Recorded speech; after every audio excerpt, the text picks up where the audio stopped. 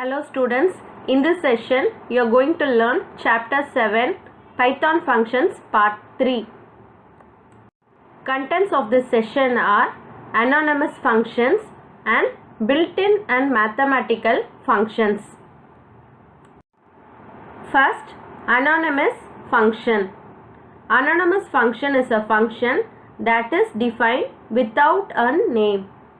It is defined using the lambda keyword. It is also called as lambda function. Lambda function can take any number of arguments and must return one value in the form of expression. So in Python, an anonymous function means a function that is without a name. And we already know that the def keyword is used to define a normal function in Python. Similarly, here the lambda keyword is used to define an anonymous function in Python. And this function can have any number of arguments, but only one expression is must, which is evaluated and written. So this is called anonymous function. And this is the syntax for anonymous function. First lambda keyword, then arguments, next expression. And in the given example, lambda is the keyword for lambda function and it adds argument 1 with argument 2 and stores the result in the variable sum. And the result is displayed using the next following print statements. So we will get the output as the sum is 70 and next the sum is 10. Next we will see built-in and mathematical functions in Python. First, ABS function. It returns the absolute value of a number and it may be an integer or floating point number. So we will get the output as positive number. Next, ORD function.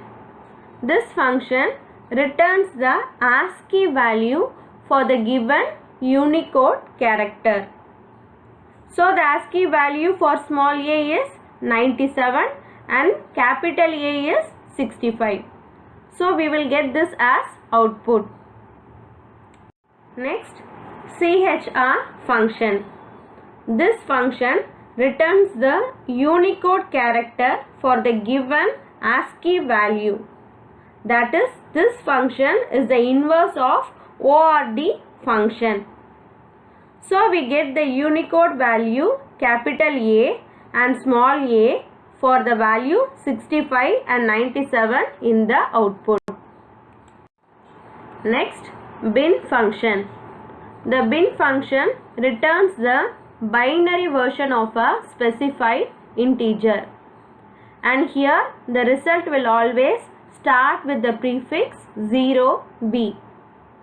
So we will get the binary value for 15 and 105 in the output prefixed with 0b. Next, min function.